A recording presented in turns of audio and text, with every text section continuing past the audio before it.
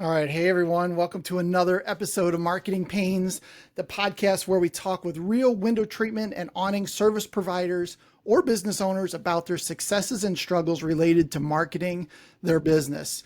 Today, I have our first ever return guest.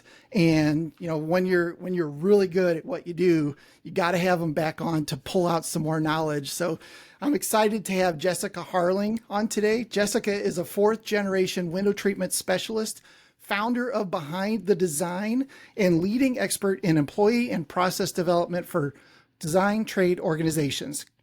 Behind the Design nurtures top talent through recruiting, on-site and online training, and consults with leadership in streamlining processes that increase productivity and impact the company's bottom line. Jessica, thank you for being on today. It is my pleasure. Thank you so much for having me again. I'm excited. Yeah, you're pretty well known in the industry, so I'm sure a lot of people know who you are if they haven't already heard the previous episode. But excited to have you on. For those that maybe don't know, could you share a little bit of your background and your current role in the window treatment industry and how you help businesses succeed? Yeah, absolutely. Well, I have a love of it that is very deep. I'm fourth generation in window treatments.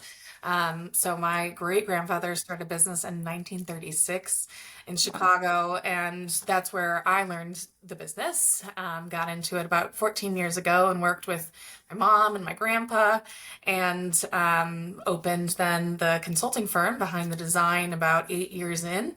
And just haven't looked back. It's been a pleasure working with other window covering companies and interior design trades to help them with their recruiting, training, or their process development, which is my favorite part, is getting in there and uncovering what inefficiencies there are and making it more streamlined so that they can scale, they can get to those goals that they're looking forward to.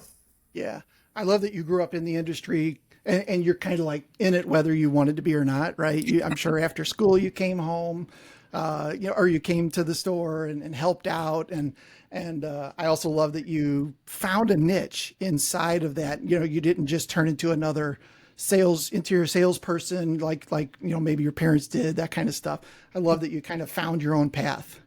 Yeah, I really I loved it. And the funny part is, I didn't know what my parents did for the longest time. My mom, like my grandpa. I mean, I knew they were in design, and I knew that every year when we had a garage sale, we'd be selling a lot of fabric and with bolts and bolts of it, and their garage. But before I got into the industry, I really didn't know anything about it and wasn't that kid that was going into the shop and stuff. So I Okay. learned everything from the incredible reps in this industry and, of course, the knowledge that my family brought to it. But that's, all been generated from working in the industry. Right, right. So tell me who your target market is for behind the design. Yeah, well, we certainly love window covering companies still. So we work with a lot of them, but I've tried to expand it to the interior design trades. So we work with a whole handful of interior designers, flooring, paint companies, anything that's going to beautify a home or even work with commercial companies. But usually our clients are starting to hit over that $1 million mark. They might be approaching 2 million, and we help them get and scale to that $10 million mark or wherever their Okay. goal is towards that. Okay, that's a great niche. They have enough revenue to make changes, get things done, and also at 1 million, you're probably to the point where you kind of have to get your SOPs in Yes. place. In a lot of places, they probably haven't Yep. done that, and Exactly. somehow they're still selling $1 million a year, which is insane. Yeah, absolutely. And it's just so fun working with those business owners and teams. We're not just working with the owner, so Right. everyone is on the same page with those processes because they're the ones executing on it. So Yeah. they need to get behind it. Right. Right. Very good. So, how do you position yourself in the eyes of your customers? Yeah, I'm big on business development, and one of the things that even my clients have commented on is that I have friends everywhere, and so part of working with Behind the Design is a holistic view of everything in their business. I mean, literally, we've helped with restructures where they thought they were going out of business and they had 500,000 in debt, and we flipped it all around, got them profitable, put structures in place, hired a bunch of people, trained them all. So whatever the problem is, we're there to tackle it. And I know you're a big fan of Traction by Gino Yeah. Wickman. It's one of my favorite books. And so for anyone that loves that too, we are the integrators. That's what we do. We take your ideas, your vision, and we come up with a plan and a pathway that makes sense for everyone in the company and how to execute it. And then we help you do that. Love it. Every visionary needs an integrator, right? Yes. That's It's great. what you do. Yeah, yeah, that's awesome. As a business owner, we have way too many ideas, and we really need somebody to say yes or no, or let's table that, right? Or else we just have tons of ideas for the most part. That's right. That's right. And sometimes to have no idea like how to actually implement it. Like it might be Yeah, so innovative that it hasn't been done before. So how do we engineer something to make it happen? And that's what we love to do. We like to take those ideas and then build the foundation around it. yeah, yeah, awesome. So I went back and looked on my website. It looks like you were on episode 21 of ours, and we talked a lot about hiring. So today we're going to switch it up a little bit and talk more about sales and lead handling, that kind of stuff, so that, when the phone rings, what do you do, right? Um, so let's talk about that. When a lead comes in, what really is the first step that a business should take to ensure that it's managed effectively and obviously moves towards a sale? Yeah, this may sound really simple, but you have to engage in some exciting, passionate, bubbly way, whether they are walking into your showroom or they're calling you. It is so amazing. I've walked into so many showrooms where the associate is just sitting there and they don't even say hi when you walk in, or they don't even look up. And so my rule of thumb always in managing a showroom was someone walks in the door, you stand up and you go greet them. And if they don't need you, you can hover and go in another area, but you need to give that big warm welcome. Thank you so much for joining, and coming in here. Not Yeah. give them 5 minutes and then maybe you'll approach them. Yeah, I like that. I listened to a phone call today from one of our clients, and the phone was answered. I'll role play here. ABC Blinds, and that's all they said, right? They're like, "What do you Right. want?" You know, Yeah. You interrupted me. yeah. So Yeah. I think having something in place, like you said, be excited about it. And I guess it probably gets a little bit monotonous if you're the one on the ladder doing the installs and the phones are ringing. I can see it, being a little bit of a frustration, but there's probably ways to handle something like that. Yeah, I mean, you got to assume that that's your next big break, your big Yeah. deal. They could spend $100,000 with you. You have no idea. And I had that exact example happen when I was Yeah. working in the family business. We were within a kitchen and bath showroom, very large in the Chicago area, and they in the area have this reputation for not being warm and fuzzy. You don't, as a consumer, walk in and like get incredible service. It's because they're more to the trade, but they like literally will ignore you when you walk in. And there was a woman that came and strolled into my section of the showroom, and I stood right up.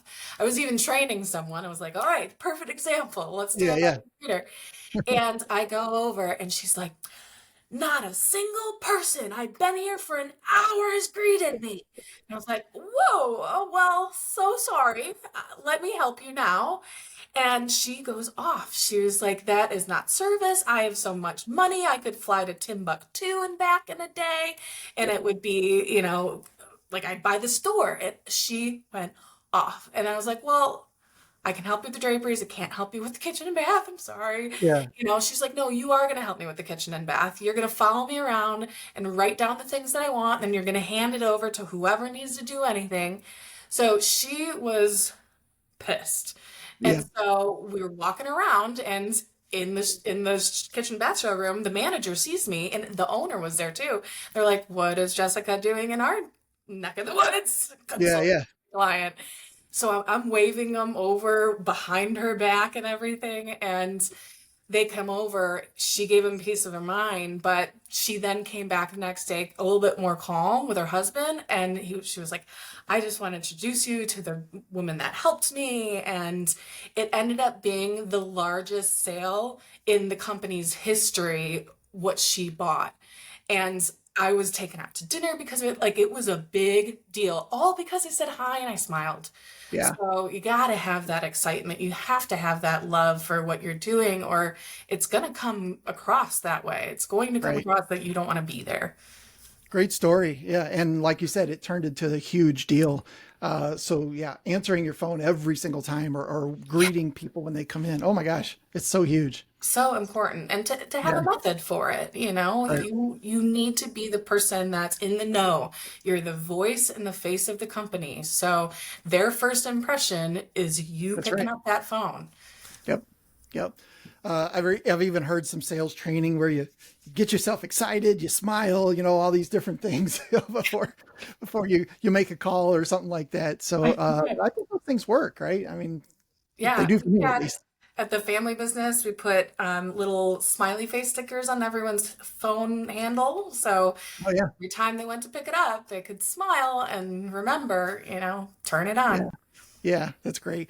Well, we talked about showrooms. Let's talk about the other side, which most window treatment companies do, I think, and that's the in-home consultation. Mhm. So, what are some key strategies for doing those successfully with potential clients? Yeah, I think a big part of it does come back to a process. If getting the lead coming in is part of the emotional side, then taking them through the actual appointment process should then seal the deal. And Yeah, when you're thinking about it, that customer on the other side, putting yourself in their shoes, they are going to want to be comfortable with someone. They're going to want confidence in their decision. And if you give any sort of impression through that sales appointment that you are not comfortable with what you're selling, or you're not confident in yourself, or right. you're not explaining all of the things that could go wrong or right with this product, like if you don't do all those things, then you're going to have a hard time getting that customer to buy from you. That's why it's going to feel like a chase, versus if you had a process in place and you follow that every single time, your close rate would go up. Yeah, Your engagement with your customers and your repeat customers are going to go up. And so even if you don't follow a particular method, come up with your own process for it, because that is going to consistently build better results. yeah, yeah. Very important to have that. And of course, after whether it is somebody that came into the showroom, you went to their home, maybe you didn't close the deal there. What are some good like best practices for following up with those leads? Well, follow up is huge. It takes, and I'm sure you know these statistics, the overall concept of someone buying, it's going to take 7 to 12 touch points to get to Yeah, that purchase. And so if you, as one touch point, called and set up the appointment, that's one. If you call and confirm the day before, that's another touch point. So you're on your third touch point before you get to your appointments. And if they're not buying that day, you've got at least 5 more to go to get into that 7 to 12 range. yeah, Where so many people, they literally drop the ball on the follow up. One of my favorite things is to shop the competition, to stay relevant, to understand what tactics are happening and such. And one of my early ones that I did shopping for, 3 companies came out within 3 days of each other. This was about 10 years ago. Not a single company ever followed up with me. oh, Not one email. Not one person put me on an email campaign that was like, here, we have this discount going on. Nothing. 3 companies in the same area did nothing to follow up with me. And I told them all I was shopping around and getting other competitor quotes.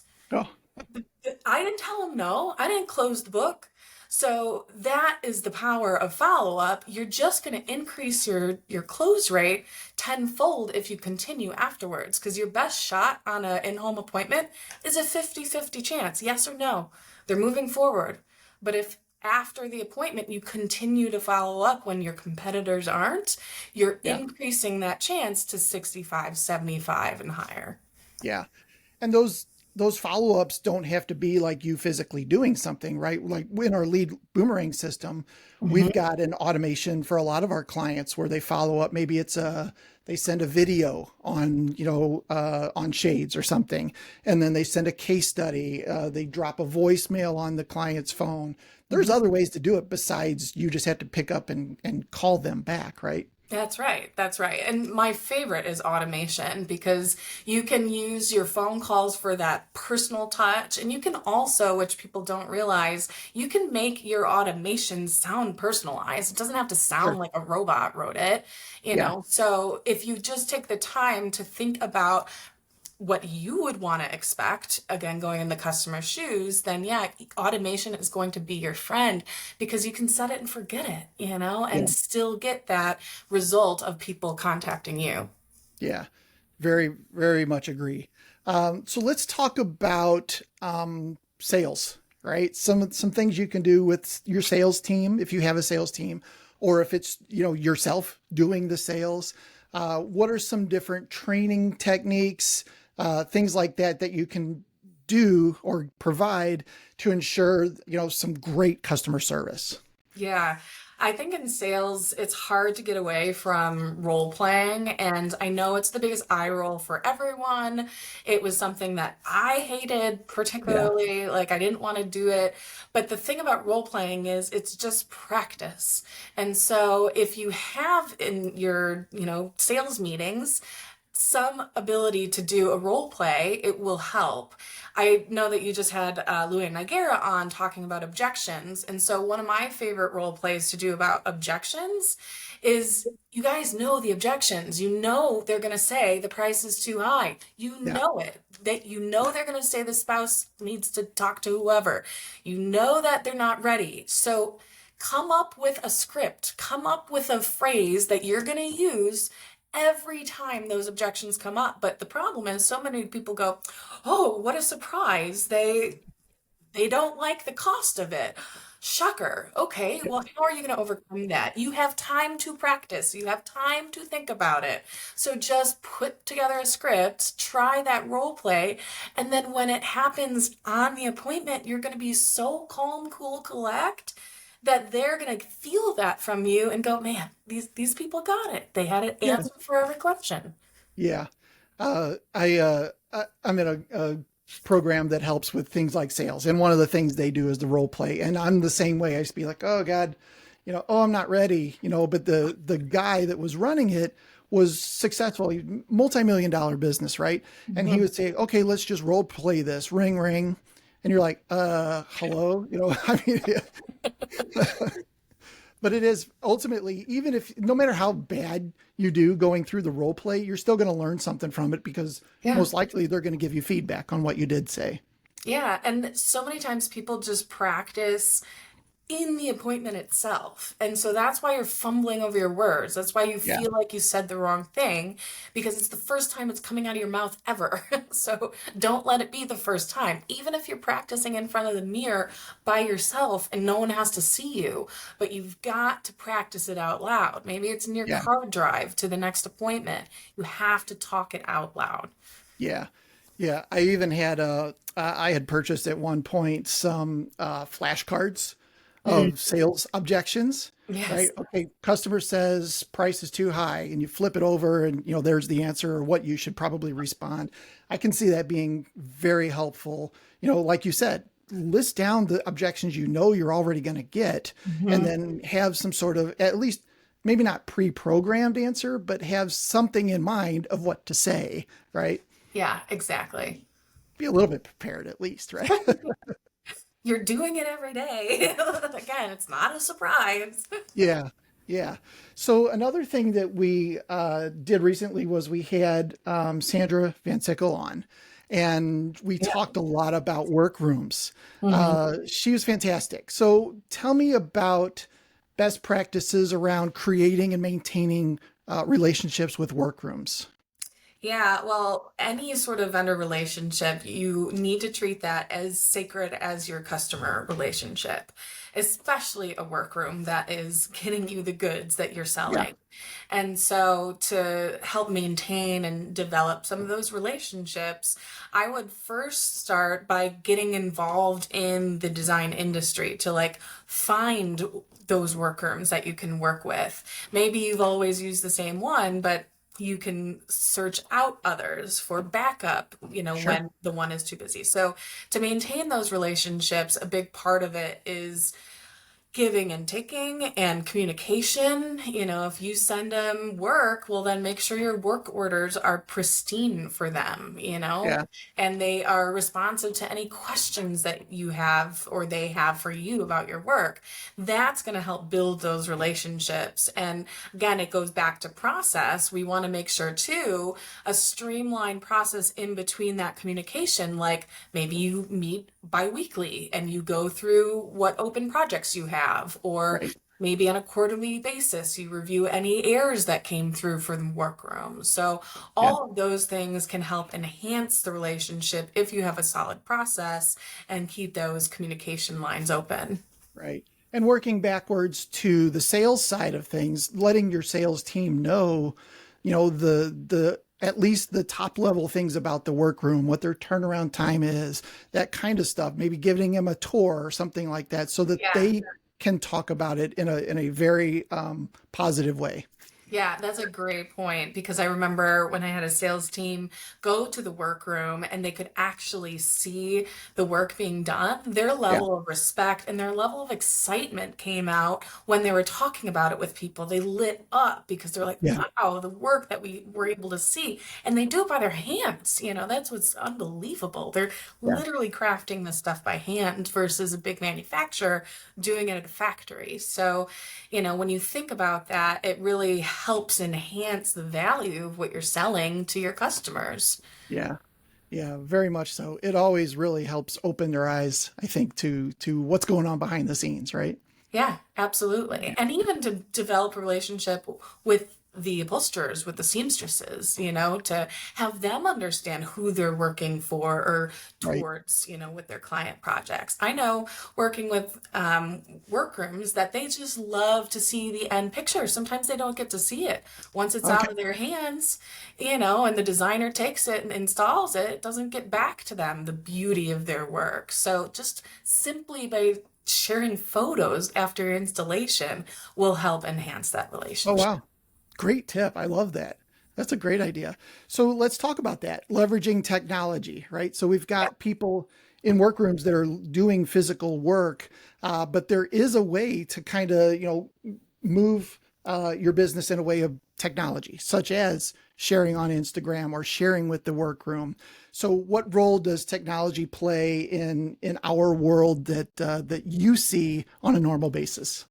Yeah, well, the workrooms that we work with on the consulting side, a lot of the work is based around CRMs that we can implement and help them manage their workflow. And for example, one of the big ones that we'll utilize can have the work order all pulled up. You can quote in the same module, and have some of those efficiencies to get the pricing right, because that's a big pain point for the workrooms is Yeah. takes so much time to quote, takes so much time to get those over for an interior designer that may not even be doing the project. Yeah. So by utilizing those sorts of platforms, you can save yourself time. You can also save yourself from redoing that estimate a bunch of times. Like if you're doing it manually and it's not spitting it out from a computer system, then it's that continuous time to redo your work. And gosh, who wants to do your work all over again? Yeah. So, it's a lot of time saving for sure, which then goes into cost because you can then spend time selling or connecting or project managing, whatever your role is. Right, right. And I know you mentioned automations. Our lead boomerang system, it's based on a lot of automations of things such as touch points, right? You mentioned touch points. As soon as somebody signs up, maybe send them a 24-hour notice that Mhm. you're going to be there tomorrow so that they're home. Those kinds of things are really nice and simple to set up too. Yeah, and I love those because, again, like people are all about the now, the immediacy of everything. And with custom, that's hard, right? There's 4 12-week turnaround times on some products. And so to have them wait after they were all excited and they purchased is such a bummer. But if you can utilize all of those automations and those checkpoints in between with the customer, you keep them engaged as you go, and it doesn't get this huge roller coaster of emotions because you just went radio silent on them. Yeah. Yeah. I guess in a perfect world, a workroom that also engaged in some technology would be cool. Like, they take pictures of your stuff halfway through, Mhm. or here's Jane working on your draperies, that kind of stuff. That'd be pretty neat, I right? love that. Yeah, Yeah. those are great ideas. Yeah. Yeah. It's just getting somebody to actually do it, right? You Yeah. got Yeah, for your sure. Yeah. time, money. Yeah. Yeah. So, okay. After the appointment, you get maybe even after the install, we need to get some customer feedback, right? What are some different strategies for collecting that feedback and getting it out to the world?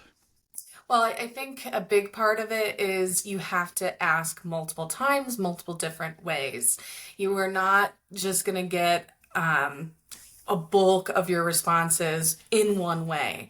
So, yes, you are going to have your installer give something to them at the end of your process that asks them for a review. Then you could have Right. someone in the office contact them, making sure that they're satisfied, asking for a review. You can send an email follow up asking for a review. So it is going to take a campaign. It is going to take multiple attempts, just like you're going to have to do follow ups to close your deal. It's no different. And so it's just people, they just Yeah. don't do it right away. And you Yeah. don't want to overwhelm them either. For example, if you are giving them a final closeout email and you're like, here's the final invoice. Here's a review request. Also, call us if you need anything. Like, if you're overwhelming them with too many calls to action in one email, they're not going to do all of them. They're going to do one Yeah. of them at best. So, you got to be strategic with your review asking placement so you're not getting it muddled against everything else that is going around. Yeah. Yeah. Very important. We bought a new refrigerator about a month ago from Lowe's, and the guys came in here and they put it all together and plugged it in, and driving away, they couldn't have been gone 5-10 minutes. And I got a call from somebody at Lowe's. Hey, how did the install go? Everything, any problems, anything like that? I was like, oh my gosh, this is crazy cool. It Yeah. was really impressive that they had that kind of a system in place. Yeah, that is amazing when you can check in after. And I'm a big proponent of that in our processes, whether it's someone in the office or your designer or whoever. Someone has to follow up with the customer after the installer was there, because so many times the installer is the last impression. Yeah. And the installers, a lot of times, they're very skillfully crafted. They know what they're doing, but they're sometimes like doctors, they don't have the best bedside manner. And so Yeah. if you want that as your last impression of what that brand and reputation is going to be, maybe you can control it a little bit more if yourself as the manager, one of your sales team, or someone in the office then follows up. I am always a big believer in that, because then you can warm it up, put a Right. final button to the experience. Great point. Yeah, those guys are very smart when it comes to installing, but maybe they're not great salespeople, right? And they don't need to be. Yeah, But exactly. yeah, but having that piece in place really does just overall makes a better customer experience. Yeah. So let's talk real quick about business growth. So for our listeners out there, what are some key strategies and for planning and managing growth in the business, and how can companies prepare for scaling? I know I that's an easy question, right? Yeah, that's sensible. I think the first thing is an awareness thing before some key strategies. And the awareness part of it is, as you grow, your business changes and your people changes. It goes through different cycles. And Yeah. oftentimes when we get approached on the consulting side and we get into the business, there's so much regret as to like an apologies as to like where they're at in business and why they have to have a consultant to help them to the next level. And I always like to remind everyone what got you here is your processes. You know, you are at a place where you're at above $1 million. That is so difficult for businesses to do. Yeah. And especially if you're like above that, 2, 3 million, and then regretting everything that came before. No, no, no. We got Right. to rework that frame, that mindset, because businesses do go in cycles. So you're going to get this pit, like I call it, in the $1 million, $2 million mark, then between like 4 and 6 million, and then about 8, 9 million in order to get to your big next levels. And Right. so just know that your processes are going to change at those different milestones, and it's on purpose so that you can get to the next level. But Right. what you did prior to that is not bad. It's what led you here. So we can take some of that and then just massage it so it makes sense moving forward. Yeah. Yeah. Good problem to have, I guess, right? If you're growing and you're not sure what to do, but it's not unusual for everything to break when you hit certain points. Exactly. And so when that breakdown occurs, I would say to the next point is with strategy, start to identify it. You know, if you're trying to figure out a process, just observe it. You know, before I created what I call the life the client process, what I did is I observed over a 90-day period and I watched what the file did. This is before, you know, our technology. And so literally I would star a file and I would watch it from every stage and who hit it and how long they had it for and why they had it for that long. And I just kept watching it and we tracked it. And when we got the data, then we could see where the pitfalls were, you know, between our steps. Why is this taking 2 weeks? It should take 3 days.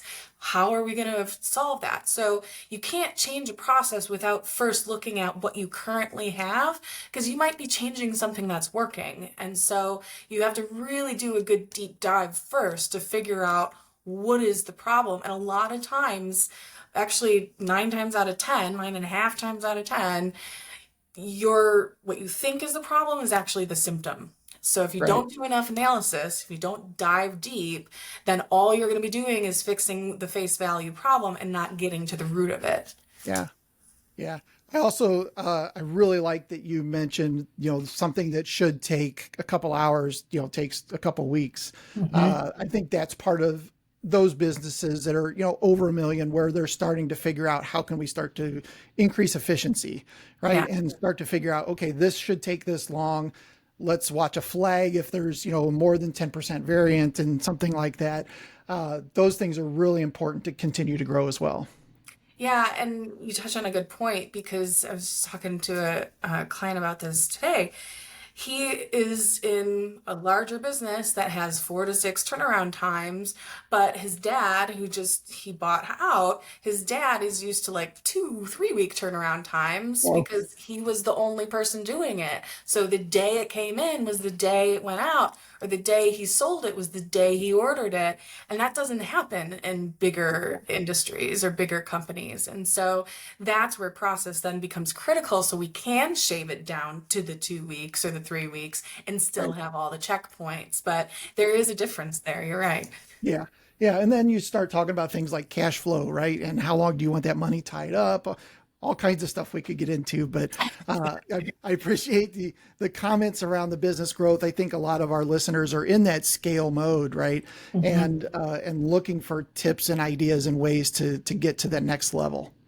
Yeah, it is so much like a puzzle. You just have to have the patience to dig into it. Yeah.